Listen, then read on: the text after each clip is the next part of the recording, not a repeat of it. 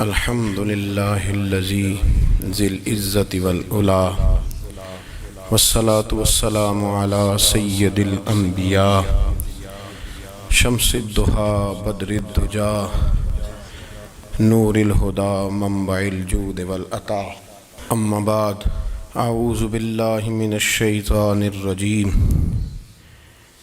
بسم اللہ الرحمن الرحیم قل للمؤمنین یغضوا من ابصارہم صدق اللہ العظیم وصدق رسولہ النبی الکریم ونحن علی ذلک لمن الشاہدین والشاکرین والحمد للہ رب العالمین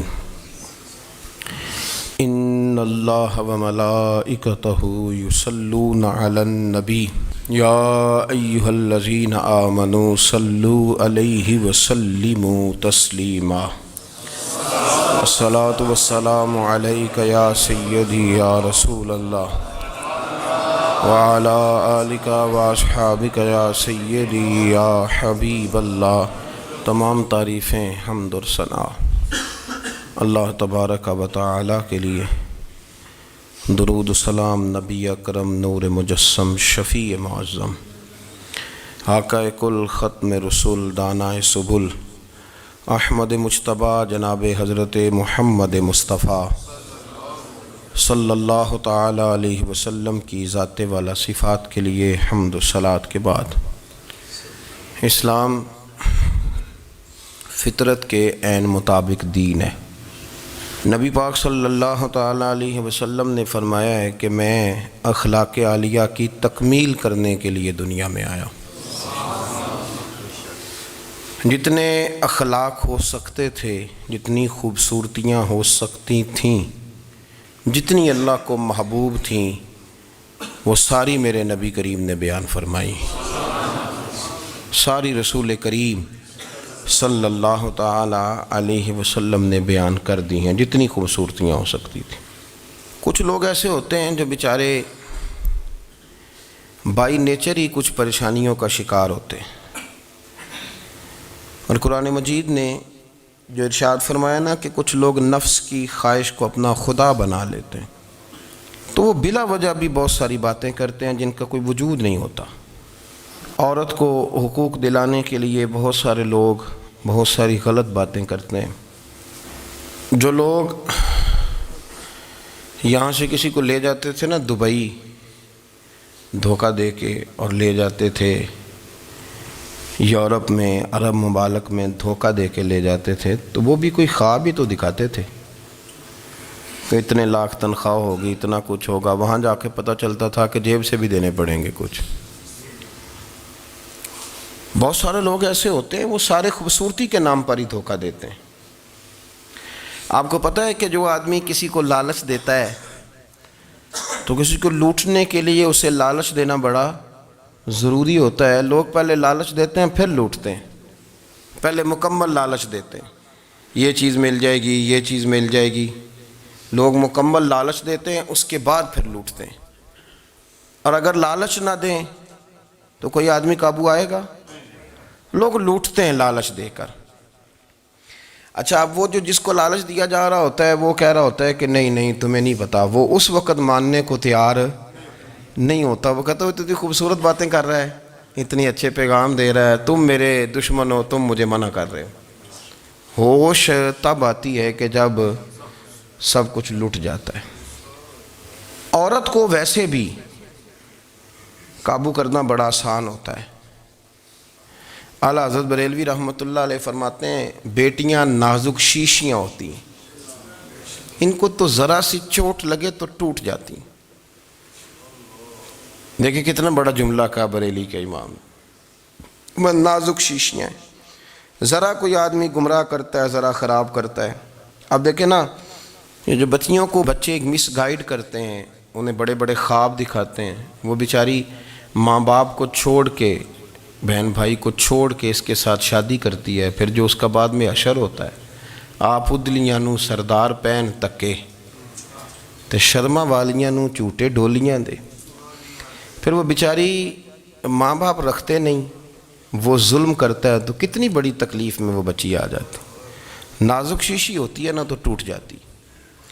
یہی حال اب جدید خواتین اور یہ جو کچھ اینکر پرسن ہیں، یہ اصل میں نا یہ آپ کو سیاست سکھاتے ہیں، لیکن یہ مادر پیدر آزاد لوگ ہیں، بالکل آزاد.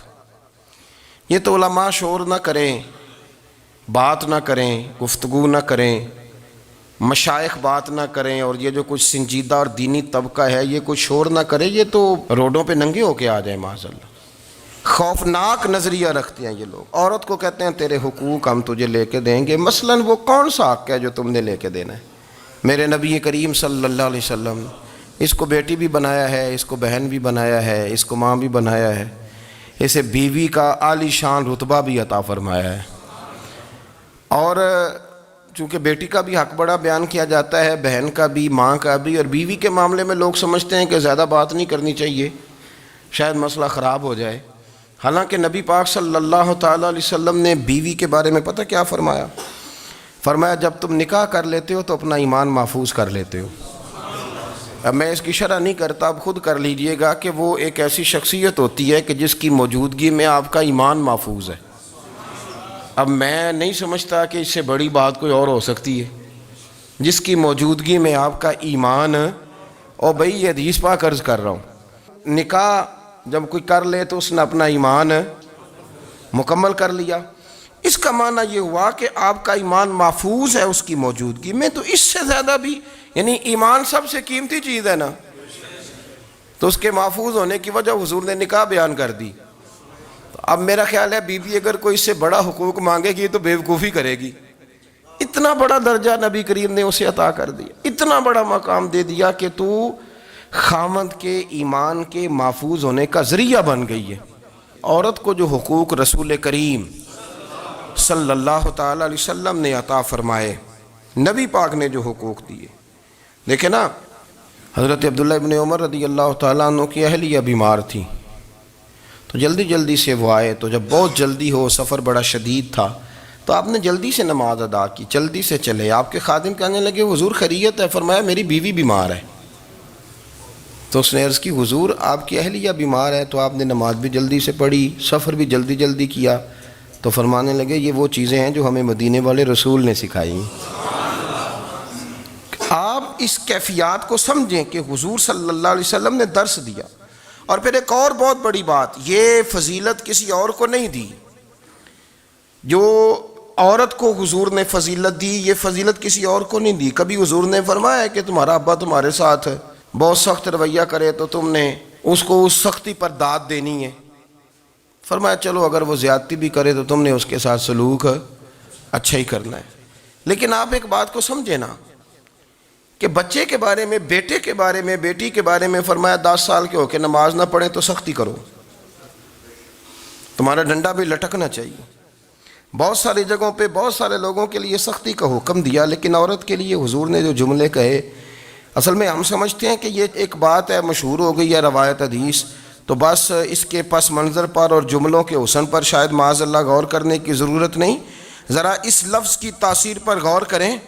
حضور نے فرمایا عورت ٹیڑھی پسلی سے پیدا کی گئی ہے، یہ ٹیڑھی ہے، اس کو سیدھا کرنے کی کوشش کرو گے تو ٹوٹ جائے گی. تو حضور پھر ہمارے لیے حکم کیا ہے؟ فرمایا جیسی ہے تم اسی کے ساتھ نبھا کرو. آپ سمجھیں کہ اتنا محفوظ حضور نے درجہ دے دیا بی بی کو، اتنا محفوظ کہ فرمایا غلطی بھی ہو تو میرے غلاموں تم اس کے ساتھ نبھا کرو، گزارا کر لو.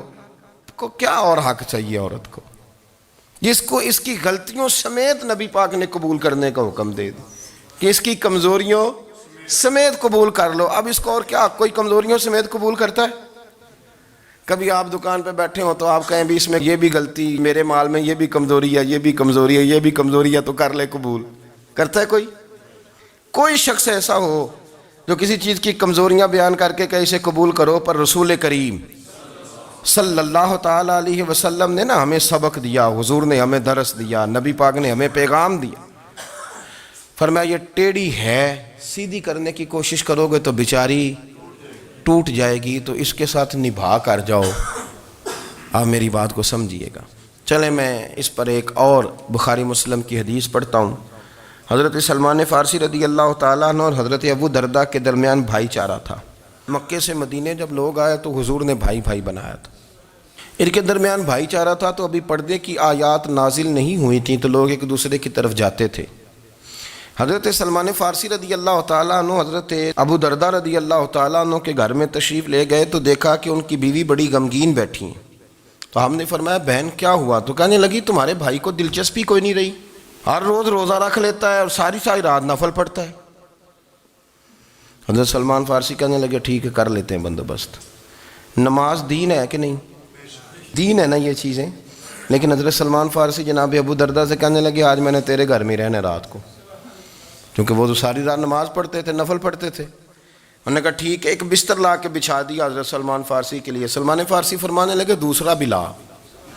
کہا وہ کیا کرنا ہے؟ فرمانے لگے تو نے بھی سونا ہے، میں نے بھی سونا ہے، تو نے بھی سونا ہے، عشاء پڑھیں گے اور پھر دونوں سوئیں گے۔ کہا میں نے تو نماز پڑھنی ہے۔ فرمایا تہجد کے وقت اٹھ کے پڑھیں گے، اللہ کے رسول بھی رات آخری حصے میں جا کے نماز پڑھتے ہیں۔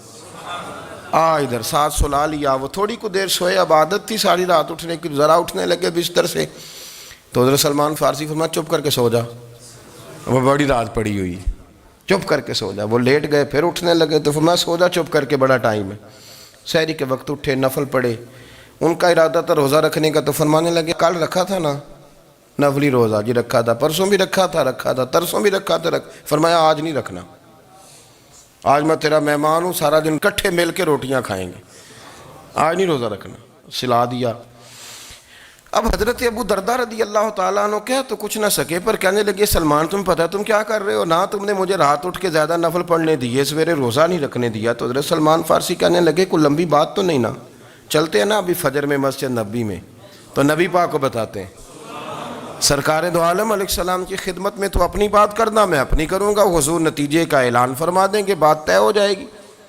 حاضر خدمت ہوئے، عرض کی یا رسول اللہ صلی اللہ تعالیٰ علیہ وسلم یہ ساری رات نفل پڑھتے ہیں، ہر روز روزہ رکھتے ہیں، ان کی اہلیہ غمگین بیٹھی ہیں، حکم فرمائیں۔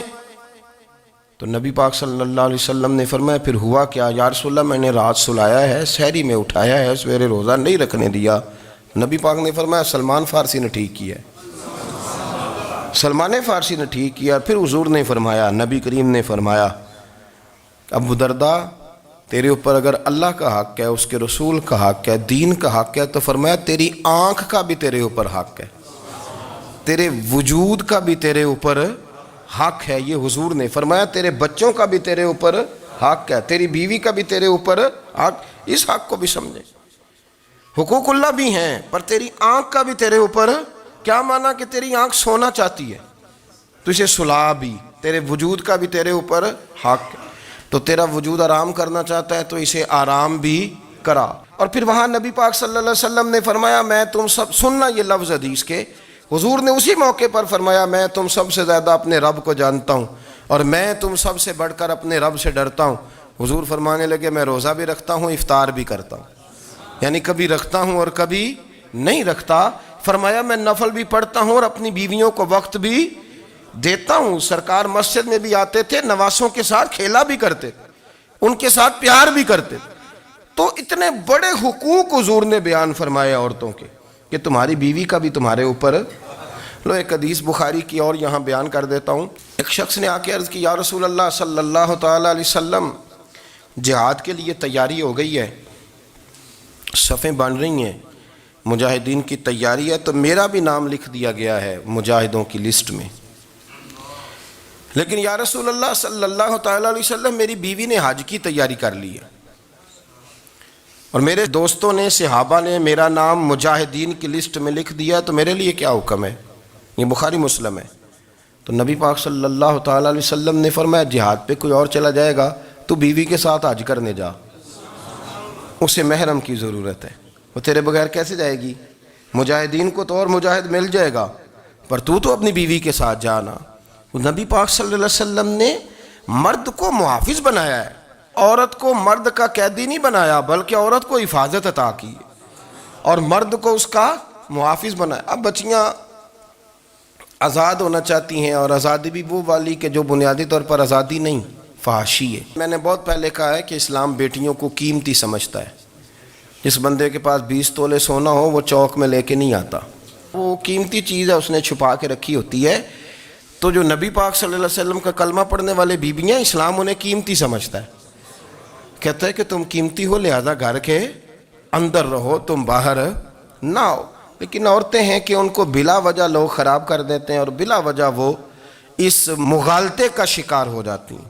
اب آگے بڑھتے ہیں۔ قرآن مجید نے سورہ نور کی آیت نمبر 30 میں کہا کہ کل للمؤمنین یغضوا من ابصارہم، فرمایا کہ اے محبوب علیہ السلام مومن مردوں سے کہہ دو کہ اپنی نظریں جھکا کے رکھیں، اپنی نظریں۔ اور اگلی آیت میں فرمایا وَقُلْ لِلْمُؤْمِنَاتِ یغضضن من ابصارہن، فرمایا کہ اے محبوب مومن عورتوں سے بھی کہہ دو کہ اپنی نظریں جھکا۔ مرد بھی اپنی نظر جھکا کے رکھے گا عورت کی طرف، لیکن یہ ساری پابندی صرف مرد پر نہیں، عورت بھی غیر محرم کا چہرہ نہیں دیکھے گی، اس پر بھی اسی طرح نظر جھکانے کا حکم ہے، جس طرح کہ وہ ہر دکاندار کو بھائی جان کہہ کے گفتگو کرنے کی اس کو بھی اجازت نہیں ہے کہ وہ بھی وہ سمجھے کہ پابندی تو مرد نے کرنی تھی، میں نے تھوڑی کرنی تھی۔ وہ جس کے پاس جائے، جہاں بھی جائے، ڈاکٹر کے پاس جائے، باہر جائے، تو وہ جس طرح مرضی اس کا دل چاہے وہ بات چیت کرے، اس کی عورت کو بھی اجازت اسلام نہیں دیتا۔ بنیادی طور پہ اسلام شرم و حیا کا دین ہے، حیا کی بات کرتا ہے۔ حیا کی جب ہم تعریف کرتے ہیں تو حیا کی تعریف یہ ہے کہ کوئی کبھی چیز دیکھ کے نہ تو آپ کی طبیعت میں کراہت محسوس ہو، آپ کوئی غلط جملہ منہ سے نکالتے ہوئے ذرا جھجکیں، آپ کوئی غلط بات کرتے ہوئے تھوڑا بوجھ محسوس کریں۔ ہمارے ہاں تیزی سے فروغ پایا ہے بے حیائی نے، سنگیوں کی محفلیں، یاروں کی محفلیں، اس میں غلیظ گفتگو ہوتی ہے، الا ماشاء اللہ۔ جن دوستوں کو بڑی پاک صاف گفتگو کرنی چاہیے، دوستی کا رشتہ بڑا مقدس رشتہ ہے، جو یہاں ایک دوسرے سے پیار کریں گے جنت میں بھی اکٹھے داخل کیے جائیں گے۔ شرط یہ ہے کہ پیار اللہ رسول کی رضا کے لیے ہو، لیکن اس کے اندر اگر آپ کی گفتگو کچی ہو، کمزور ہو، فحاشی والی ہو، عریانی والی ہو، وہ ہمارے ہاں تو اب اس کو لوگ فیشن سمجھتے ہیں، اس کو مردانگی کی علامت سمجھتے ہیں کہ وہ جی ساری باتیں جی وہاں ہو گئیں، اور جس کا جو جی چاہا اس نے کہا۔ آپ جب حیا کے دائرے میں ہوتے ہیں تو آپ خود بھی سکون محسوس کرتے ہیں۔ دیکھیں نا، آپ کو نیند سکون سے کہاں آتی ہے؟ جہاں کمرہ بند ہو، چاروں جانب دیوار ہے، اوپر چھت ہے، خالی دروازہ بھی کھلا ہوا ہو نا، تو جب بندہ سکون لینا چاہتا ہے تو کہتا ہے یار ذرا دروازہ ذرا بند کر دو۔ وہ اچھی طرح اپنے آپ کو چھپا لیتا ہے نا حیا کے پردے میں، تو اللہ اسے سکون عطا کرتا ہے۔ اور جو اس سے بھی زیادہ ٹھنڈی نیند میں جانا چاہتا ہے وہ کہتا ہے لائٹ بھی بند کر دو۔ اب وہ مکمل طور پہ سمجھتا ہے کہ میں چاروں جانب سے چھپ گیا ہوں، اگر میں کھل کے بھی سو جاؤں گا تو میرا چونکہ پردہ قائم ہے تو مجھے کوئی دشواری نہیں ہوگی۔ آپ جب چھپ جاتے ہیں، جب آپ حیا کے اندر سمٹ جاتے ہیں، جب آپ چادر کے اندر آ جاتے ہیں تو آپ بہت ساری جگہوں پہ آسانی محسوس کرتے ہیں۔ تو حیا تو آپ کو سکون دیتی ہے، حیا تو دل کو راحت دیتی ہے۔ میں بڑی ذمہ داری سے بات عرض کرتا ہوں، قرآن مجید نے نا ایک مقام پہ مذاق کو، ایک مزاح ہوتا ہے خوش طبی، وہ نہیں، مذاق اڑانا، قرآن پاک نے نا مذاق کو ایک جگہ پہ جاہلوں کا طریقہ بھی قرار دیا ہے۔ بنی اسرائیل کے لوگوں سے حضرت موسیٰ نے کہا کہ گائے ذبح کرو اور ایک ٹکڑا مقتول کو مارو، زندہ ہو کے خود بتا دے گا مجھے کس بندے نے قتل کیا۔ تو کہنے لگے آپ ہمارے ساتھ مذاق کر رہے ہیں۔ تو قرآن مجید کہتا ہے کہ حضرت سیدنا موسیٰ علیہ السلام فرمانے لگے اعوذ باللہ ان اکون من الجاہلین، فرمانے لگے میں اللہ کی پناہ مانگتا ہوں کہ میں جاہلوں میں سے ہو جاؤں۔ یہ مذاق کرنا تو جاہلوں کا طریقہ ہے۔ اگر آپ کی زبان سے بے حیائی کا جملہ نکل گیا، اگر آپ کی زبان سے بے حیائی کا جملہ نکل گیا، آپ نے کہہ دیا کہ ہم آزاد لوگ ہیں، جو مرضی کریں گے، جو مرضی کہیں گے، جو ہمارا دل میں آئے گا کریں گے، تو پھر تو لوگ آپ کا وہ حشر کریں گے کہ آپ سے برداشت ہی نہیں ہوگا۔ جس کا لوگ مذاق بنا لیتے ہیں اور جو مذاق بن جاتا ہے پھر اسے کوئی جینے دیتا ہے؟ آپ حیا کی چادر میں چھپیں گے تو بچیں گے۔ اگر آپ نے اپنا مذاق بنوا لیا یہ کہہ کے کہ میں نے مرضی کرنی ہے، پھر یاد رکھنا چھپنے کو جگہ نہیں ملے گی، پھر تکلیف میں آ جائیں گے، پھر بہت بڑی اذیت کا شکار ہو جائیں۔ شرم و حیا، عرب کے اندر جو کنواری لڑکیاں تھیں ان میں بڑی حیا ہوتی تھی، الحمدللہ میں بڑے فخر سے کہتا ہوں کہ میرے پنجاب کی، میرے پاکستان کی بیٹیاں بھی 20 دفعہ ان کا ابا کہے تیری شادی کرنی ہے تو وہ آنکھ نہیں اٹھا پاتی آج بھی۔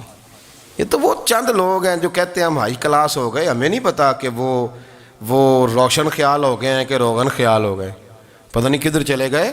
ورنہ ہماری بیٹیاں آج بھی جب ان سے ان کا باپ، ان کی ماں بات کرتی ہے تیری شادی کی، تو وہ تو شرم کے ساتھ پچھلے سے پچھلے کمرے میں چھپتی ہیں۔ یہ اللہ نے فضل کیا ہوا ہے اس ملت پر۔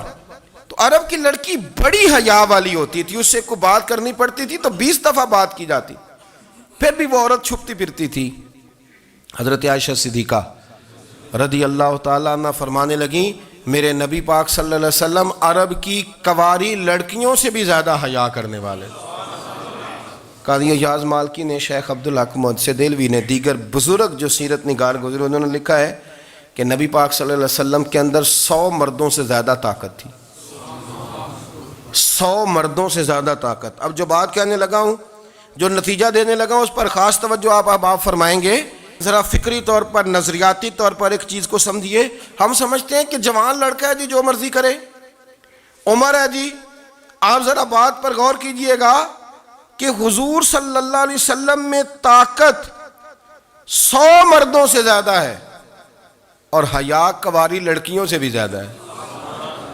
ذرا اس بات کا تقابلی جائزہ کیجئے گا کہ طاقت 100 مرد سے زیادہ ہے لیکن حیا کواری لڑکی سے بھی زیادہ ہے۔ اس کا معنی یہ ہوا کہ جس ٹہنی کو پھل زیادہ لگ جاتے ہیں وہ جھکا کرتی۔ تو حیا تو حسن ہے، حیا تو آپ کو پاک صاف کرے گا، حیا تو آپ کو نرالا کرے گا، انوکھا کرے گا۔ وہ ہمارے ایک دانشور ہے، انہوں نے مضمون لکھا، کئی باتیں بڑی پسند آتی ہیں۔ وہ کہتے ہیں کہ میری اہلیہ، ان کو بھی کسی نے مس گائیڈ کر دیا تھا، حالانکہ اچھی خاتون ہے، کسی نے مس گائیڈ کر دیا۔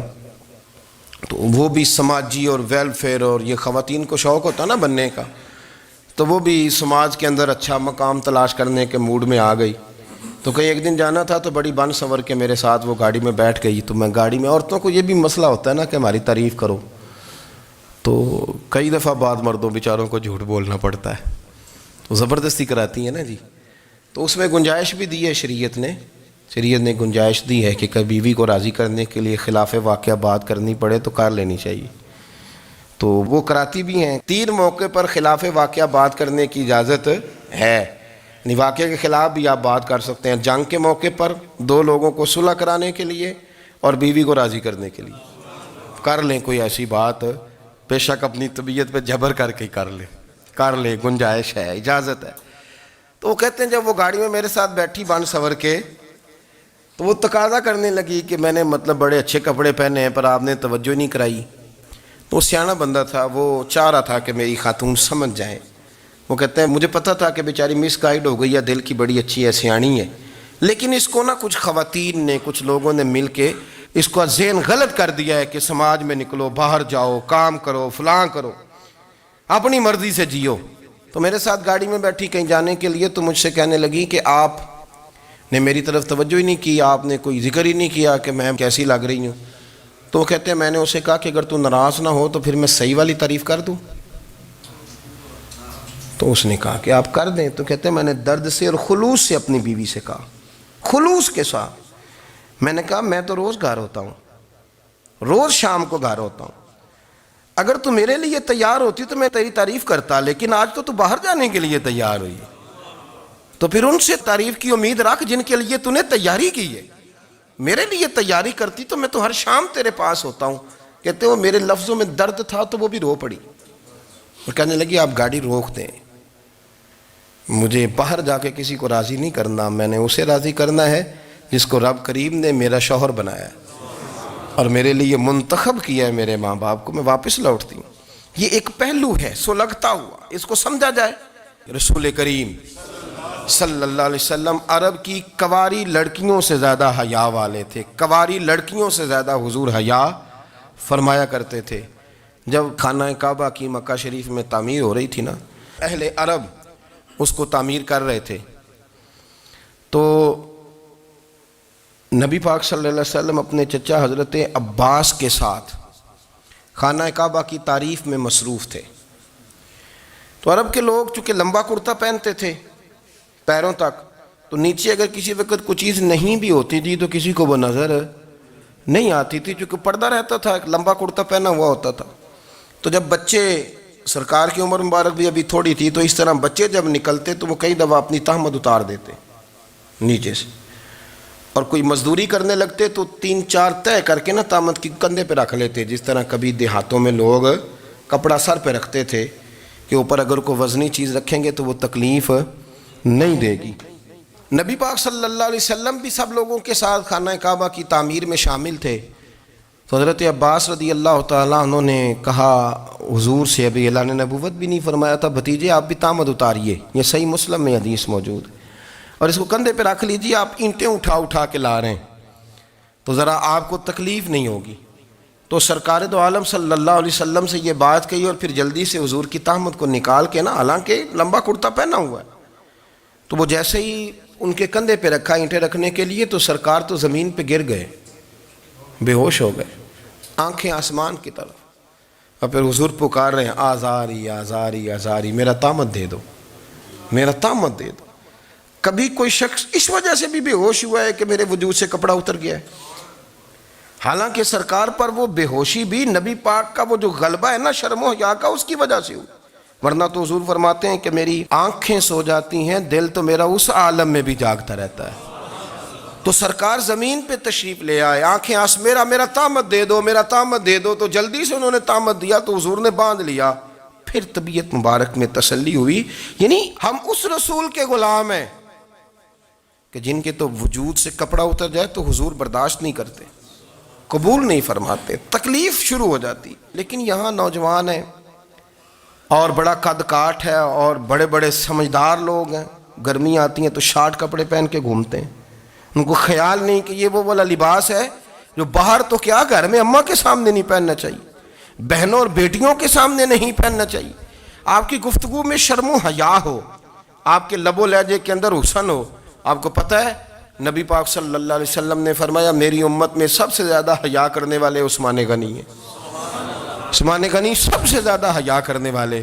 آپ فرمایا کرتے تھے جب سے حضور کا چہرہ دیکھا ہے میں نے کبھی اپنی شرمگاہ بھی نہیں دیکھی، میں نے آنکھوں کا وضو نہیں توڑا، اور جب سے حضور کے دست مبارک میں نے بیعت کے لیے سیدھا ہاتھ بڑھایا تو پھر سیدھا ہاتھ میں نے کبھی گندگی کو نہیں لگایا، حیا تھی۔ آپ باتھ روم کے اندر بھی غسل فرماتے تھے تو کپڑوں سمیت کرتے تھے۔ کسی نے کہا حضرت جی واش روم کے اندر کیوں نہیں کپڑے اتارتے؟ آپ فرمانے لگے باہر بندوں سے حیا کرتا ہوں، اندر جاتا ہوں تو رب سے حیا آنی شروع ہو جاتی، وہ تو دیکھ رہا ہے نا۔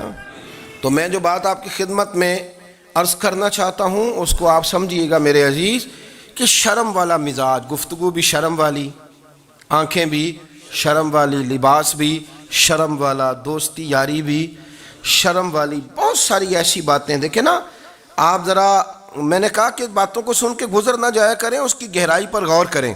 حضور علم کا سمندر ہے، سرکار سے زیادہ علم دنیا میں کسی کے پاس موجود نہیں ہے، اور صحابہ کو موقع ملا ہوا ہے اس سمندر سے فیض لینے کا، لیکن ان کی حالت یہ ہے کہ حضرت علی المرتضیٰ فرماتے ہیں 14 دن گزر جاتے، حضور سے کوئی سوال پوچھنا ہوتا تھا پر میں شرم کے مارے نہیں پوچھ پاتا تھا۔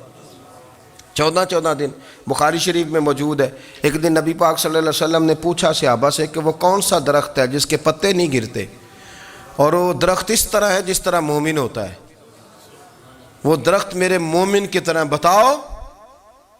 حضرت عبداللہ ابن عمر فرماتے مجھے پتا تھا کہ وہ کھجور کا درخت ہے، لیکن چونکہ ابو بکر صدیق بھی بیٹھے ہیں، عمر فاروق بھی بیٹھے ہیں، مولا علی بھی بیٹھے ہیں، عثمان غنی بھی بیٹھے ہیں، اتنے جید لوگ بیٹھے ہیں، تو مجھے حیا آتی تھی کہ میں کیوں جواب دوں۔ کہتے ہیں سرکار نے کئی دفعہ پوچھا، لوگوں نے کئی اور درخت بتائے، پر فرمایا تمہارا جواب درست نہیں ہے۔ آپ حیا کے اس پہلو پر غور کریں کہ سوال کا جواب آتا ہے، سوال کا جواب، یعنی مجھے سوال کا جواب آتا اور پھر میں دوں نہ، مجھے بدعزمی نہ ہو جائے گی؟ یہ کیسے ممکن ہے کہ میری رات گزر جائے، مجھے پتا بھی تھا اور میں نے بتایا نہیں؟ بہت سارے لوگ آ کے بہت ساری باتیں بتاتے ہیں، بہت ساری باتیں وہ سمجھاتے ہیں، تو ہم غور سے ان کا چہرہ دیکھنے لگ جاتے ہیں، کہتے ہیں یار اس کا تو دعویٰ تھا کہ میں سمجھنے آتا ہوں، تو یہ تو ہمیں سمجھا رہا ہے، چلو الحمدللہ ہم سمجھنے کو تیار ہیں۔ لیکن میرے عزیز پتہ بھی ہے جواب کا، علم بھی ہے، لیکن فرماتے ہیں میری حیا نے مجھے اجازت نہ دی کہ میں جواب دوں۔ آپ فرماتے ہیں پھر حضور سے صحابہ نے عرض کی کہ یا رسول اللہ آپ ہی بتا دیں وہ درخت کون سا ہے، تو حضور نے فرمایا بھئی وہ کھجور کا درخت ہے۔ تو آپ فرماتے ہیں میں دل میں کہہ رہا تھا کہ الحمدللہ میرا جواب درست ہے، حالانکہ میں نے جواب دیا ہی نہیں۔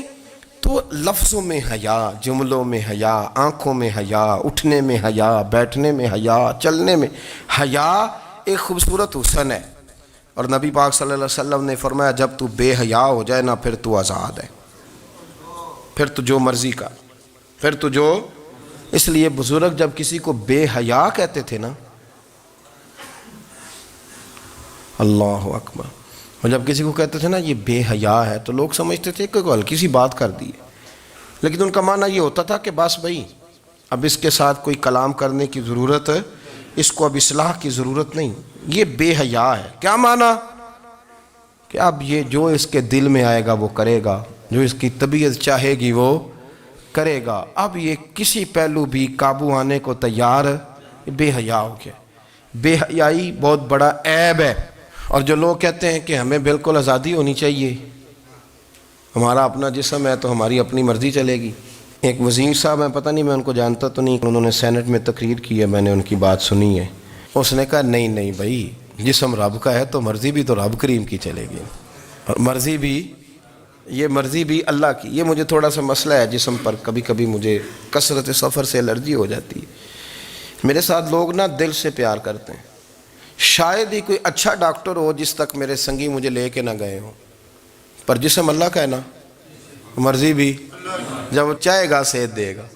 کیوں کچے کاموں میں لوگ پڑ گئے، کیوں غلط لوگ سوچ میں پڑ جاتے ہیں؟ یہ اسی کا ہے، اور جب وہ چاہے گا، آپ اس بات کو اچھے طریقے سے سمجھ لیں کہ جو اپنی مرضی چوکوں چوراہوں میں کر رہے ہوتے ہیں نا، جو مرضی گاندمند، وہ جانور ہوتے ہیں، وہ جانور ہوتے ہیں جو نہ چونک دیکھتے ہیں، نہ گلی دیکھتے ہیں، نہ انہیں پتہ ہوتا ہے کہ جگہ کون سی ہے۔ وہ انسان، میں نے کہہ دیا جو میں نے کہنا تھا، میں نے کہہ دیا، وہ جانور ہوتے ہیں۔ اور جو کچھ انسان ہوتے ہیں نا، ان کے اندر کچھ نہ کچھ پھر شرم حیا بھی ہوتی ہے۔ وہ چوکوں چوراہوں میں وہ حرکتیں اور وہ کام نہیں کرتے جو جانور کرتے ہیں۔ ان کے لیے بڑے پردے ہوتے ہیں، ان کے لیے بڑی باتیں ہوتی ہے، ان کے لیے بڑا کچھ ہوتا ہے۔ جو بالکل آزاد ہو جائے، کوئی پتہ نہ ہو کس وقت کیا کہنا ہے کیا کرنا ہے، تو پھر وہ دائرہ انسانیت سے خارج ہو جاتا ہے۔ ہم آپ کو کیا دعوت دیں؟ آپ تو وہ باتیں کر رہے ہیں جو اسلام کا انسانیت کے حق میں بھی ٹھیک نہیں، آپ تو وہ والی باتیں کر رہے ہیں جن کا انسانیت بھی تقاضا نہیں کرتی کہ یہ باتیں ہونی چاہیے۔